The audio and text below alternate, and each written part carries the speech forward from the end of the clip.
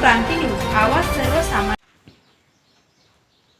देवळा चिंचवे चौफुलीवर भरधाव वाहनाची धडक, दुचाकीस्वाराचा बळी, रस्ता की मृत्यूचा सापळा, प्रशासनाच्या निष्काळजीपणाचा बळी ठरला निष्पाप नागरिक।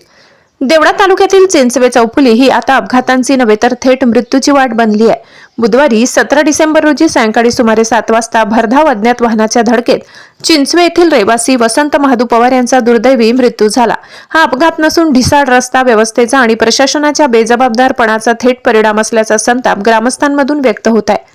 कामानिमित्त बाहेरून घरी परतत असताना वसंत पवार हे चिंचवे येथील मुख्य चौफुलीवरील धोकादायक डिवायडर ओलांडत होते। त्याचवेळी चांदवडच्या दिशेने अतिवेगात आलेल्या अज्ञात वाहनाने त्यांना अक्षरशः उडवले। डोक्याला जबर मार बसून ते रक्तबंबाळ अवस्थेत रस्त्यावर कोसळले। विशेष म्हणजे अपघातानंतर बराच वेळ प्रशासनाचा पत्ता नव्हता। नागरिकांनी धाव घेत मदत कार्य केले। जखमी अवस्थेत पवार यांना रुग्णवाहिकेतून मालेगाव येथील सामान्य रुग्णालयात हलविण्यात आले, मात्र रुग्णालयात पोहोचण्यापूर्वीच वाटेतच त्यांचा मृत्यू झाला। एका कुटुंबाचा कर्ता पुरुष प्रशासनाच्या निष्काळजीपणामुळे कायमचा हिरावला गेला।